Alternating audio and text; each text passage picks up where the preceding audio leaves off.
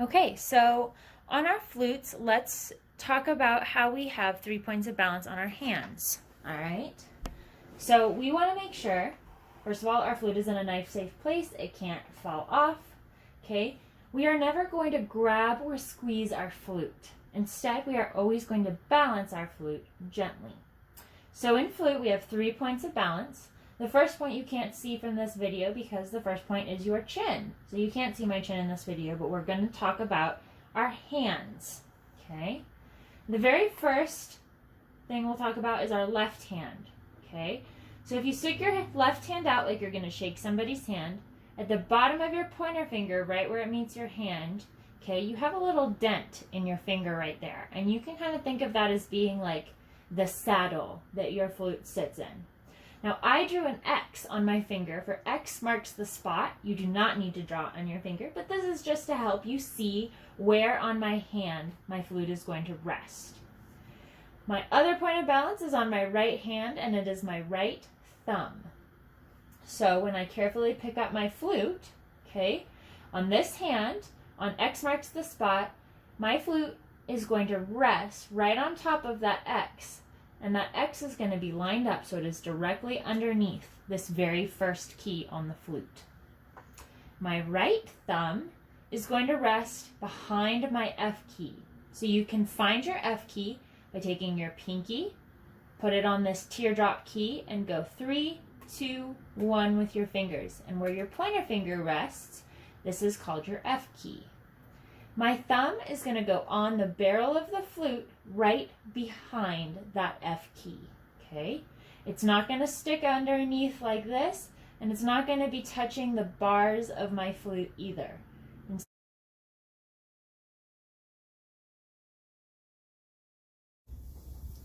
Okay, so we just reviewed where our X marks the spot on our left hand goes on the flute and where our right thumb goes.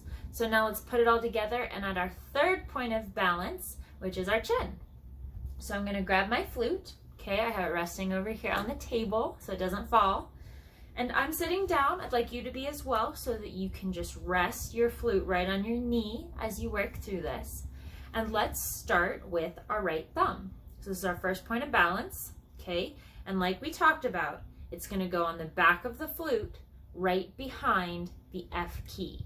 Find your F key by putting your pinky down on this bottom teardrop and going 3, 2, 1. And your right thumb rests on the silver part of the flute, not touching the rods, rests on the silver part of the flute right behind that F key. Okay, my left hand is, I have X marks the spot on this point where my pointer finger meets my hand. This is the saddle my flute sits in, okay? And I'm going to find this top key on my flute. So remember, we've talked about our fingers don't touch this key, but we can still use it as a landmark to help us figure out where we put our hand. So my X marks the spot is going to rest on the back of my flute right underneath this first key, okay? And so you can see I have my X marks the spot, my flute rests right on top, and then this is kind of the balance point that my flute rotates around. So far we have our X marks the spot, we have our right thumb back here behind the F key, so you can see when you're looking at it from the front, you can't actually see my thumb because it's resting on the back of the flute. And our final point of balance is our chin. So remember when we were working with just our head joint, right? We brought our head joint up, we rested it on our chin so that the edge of our embouchure hole closest to us was touching our lip line, okay, like this. We're going to do exactly the same thing once it's connected to the rest of the flute, okay? So as a reminder, we look down the barrel of our flute, we make sure that our embouchure hole is in a straight line with this first key on the flute, okay? And then with our right thumb behind the F key, 3 points of balance under this first key, we're going to bring our flute up, and it's going to feel like a bit of a stretch out this direction. The flute's pretty long, okay? We're going to bring the lip plate up so it rests against our chin, and we can feel the edge of our embouchure hole against our lip line. I have my fingers resting right now on the keys where they're supposed to be, like we reviewed. My pinky, 3, 2, 1 on my left hand, skipped the first key, put my finger down, skip the second key, middle finger down, and then ring and pinky. And my left thumb is on this bottom key, so my fingers are in place. I put my flute up, and slowly, what you're gonna do is lift your fingers up and away from the flute. It might feel a little wobbly at first, that's okay. What I want you to do is just push gently forward with your right thumb so that you can feel the flute press back against your face, okay? You don't wanna go really far, just a tiny little push, all right?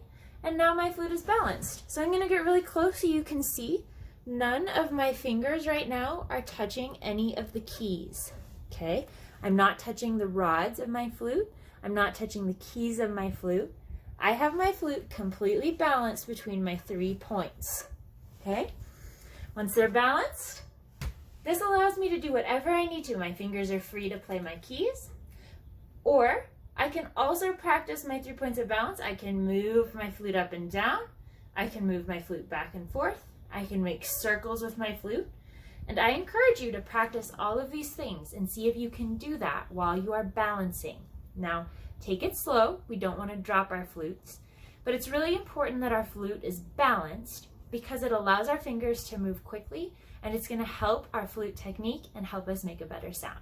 So that's the 3 points of balance. As a quick review, we have our chin, we have our X marks the spot on our left hand, and we have our right thumb behind the F key.